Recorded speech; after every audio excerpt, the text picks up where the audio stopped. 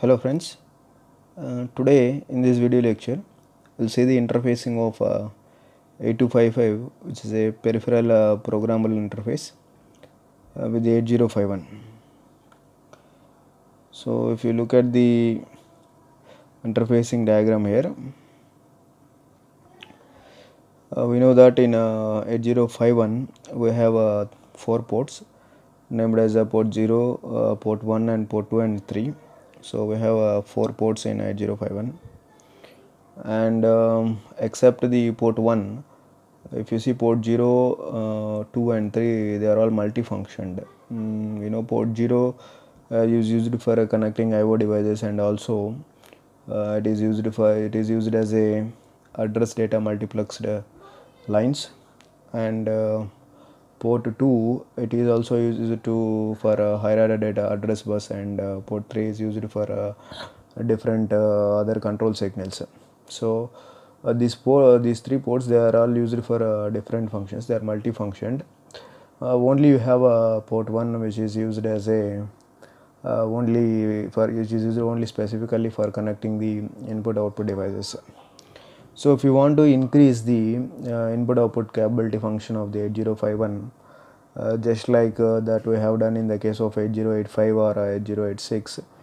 So if you want to increase or if you want to provide the input output capability for the processors, we have connected 8255, which is a programmable peripheral interface PPI to the processors.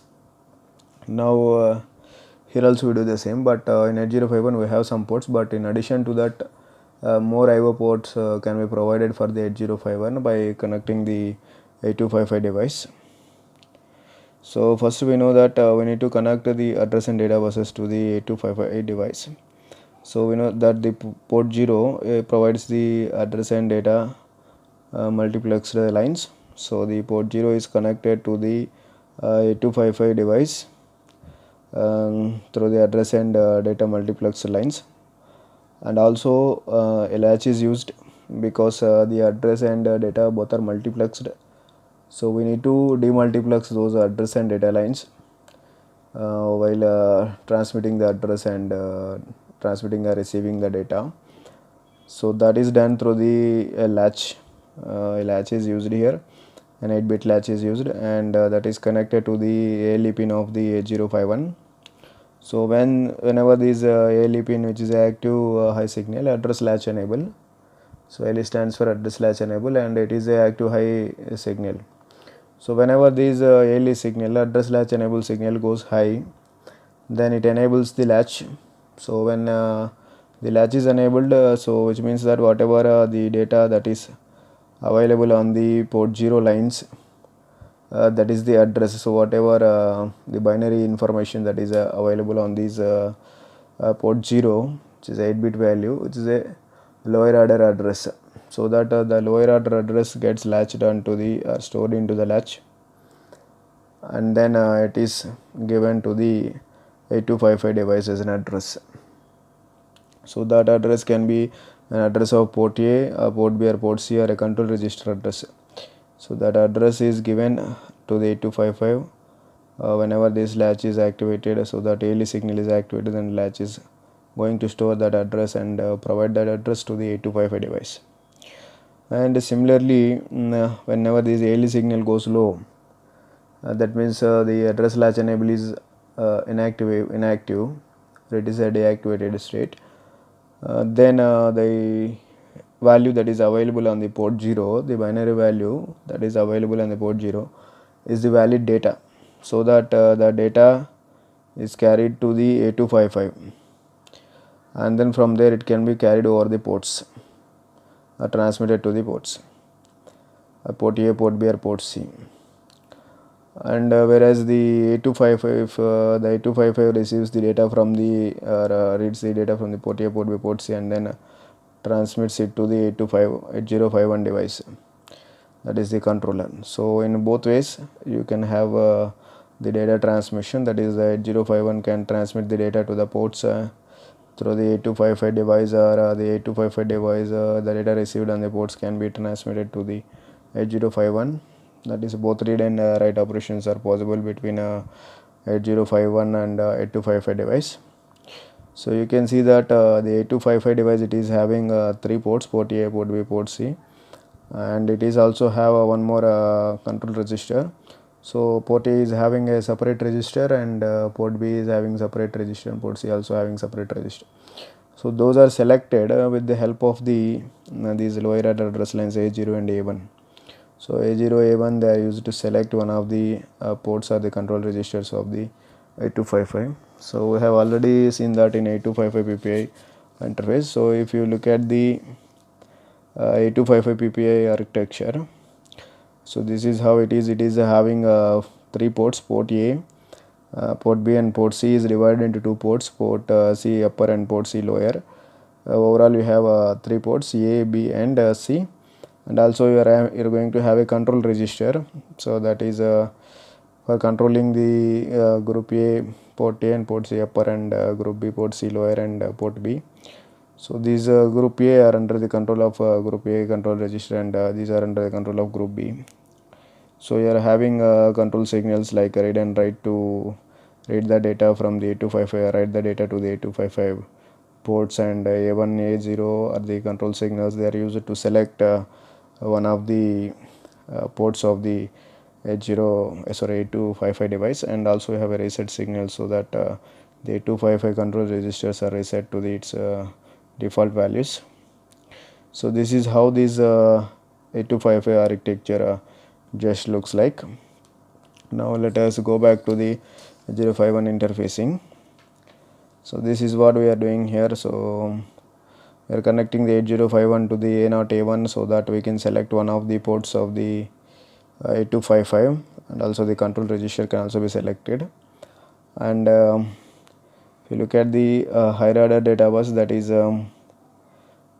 port 2. So port 2 provides the higher order address bus. So port 2 provides the higher order address bus A8 to A15. So that is connected to the 8255, and it also helps us to select the 8255 device through the CS bar signal. So this CS bar signal is obtained the help of a decoder. So in this the highest address lines are the MSB address lines A14 and A15 address lines are used to the decoder to select the 8255 device through the CS bar, and the control signals to the 8255 are provided through the read and write control signals are provided through the port 3. So in port 3 we have 3.6 and 3.7 pins in the 8051. They are used to provide the external read and external write signals. So P3.6 is used to provide the external write signal, and P3.7 is used to provide the external read signal, so that you can read or write the data to the ports and from the ports. So the ports can be selected by using the A0, A1 signals. So this is how we interface an 8255 device with the 8051 for increasing the I/O capability of the device. Now let us look at a simple program how to interface the 8255 and then read the data from the ports. So I have a simple example that is shown here. So we need to assume that the 8255 is interfaced to the 8051, and the addresses are given in the range of 8000H to 8003H, and we need to write a program to read the port A of the 80 that is 8255, and write it in the other ports of the 8255, that is port B and port C. So that is we need to assume that these 8255 is interfaced to the 8051. The addresses are given from the 8000 to 8003H. So we assume the addresses for the ports, and then we need to read the data from port A and of the 8255, and then we write that value to the other ports, that is port B and port C. Let us assume that the port A is connected to switches, and port B and port C, they are connected to the LEDs. So read the data of the switches, and then write that value to the port B and port C. That is, in case if in port A the switch that is connected to the port A is on, then the corresponding LED in the port B and port C also goes high, or else if the switch is in off condition in port A, then the value that you read is 0, then the 0 is returned to the port B or port C, then the LED goes off. So you can control the LEDs that are connected in the port B and port C through the port A value. So that is, for that, port A need to be connected to the switches, and port B, port C need to be connected to the LEDs. So that is how this program helps us for interfacing the IO devices. Now let us look at the program. So before that, we are assuming that port A as input port and port B and port C as output port, because in the program that they have given that we need to read the data from the port A, so port A acts as an input port, and we need to write the data to the other ports. The other ports that are available is port B and port C. So if you want to write the data to the other ports, then the other ports B and C are acting as output ports. Now the addresses they have mentioned is 8000 to 8003H, so we are assuming the addresses of port A as 8000, and port B as 8001, and port C as 8002, and we have a control register whose address is selected as 8003H. So the 4 addresses are assigned to the 4 registers of the 8255 device. Now let us start writing a program. The first thing that you need to write the control register of the 8255, so that the 8255 acts as per our requirement. So for that, we need to write a control word. So the control word we are writing here is a 90H is the control word that we are writing into the control register. So 90H value gives us the port A as input port, and port B and port C as output port, and sets the 8255 in one of the operating modes and through the control word 90H. So first, initially we are taking this control word 90H to the accumulator, and then the address of the control register. So the address of the control register is 8003H. So the address of the control register is 8003H. So that address is loaded into the DPTR, data pointer. So for accessing the memory, so we are using the data pointer register. Now the value that is stored in the accumulator, which is a 90H value, that is given to the control register. So that is at the rate of DP pointer, at the rate of data pointer. So whatever the value in the accumulator, which is a 90 value, is stored into the data pointer address, that is 8003H is the data pointer address, and that 8003H is nothing but a control register address. So that accumulator 90H is loaded into the 8003H address. Now the 8255 will be set in a particular operating mode, and then port A will act as input port, and port B and port C acts as output ports after writing these 3 instructions. And then now the next step we want to do is want to read the data from the port A. So the address of the port A is 8000H, as we assumed the address of port A is 8000H, and so port A address as 8000H.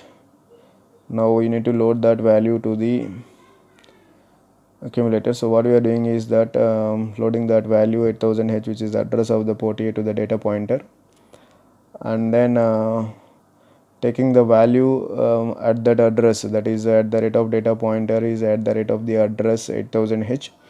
So at the rate of 8000H, at the rate of address 8000H, we are taking the value and loading it into the accumulator. Now that means we read the value port A and then store that value in the accumulator. That is what we have done.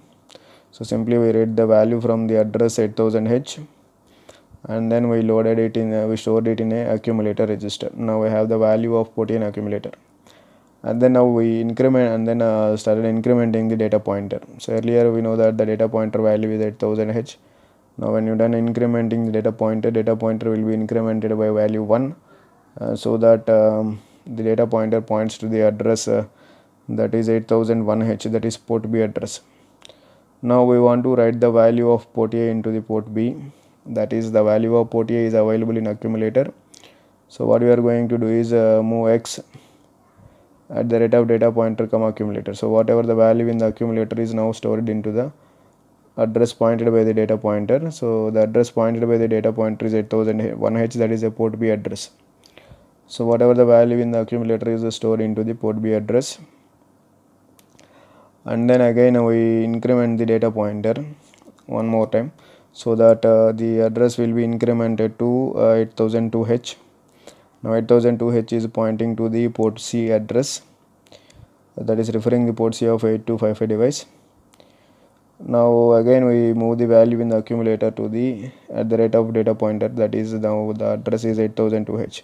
So whatever the value in the accumulator is returned to the 2000H, that is the port C address.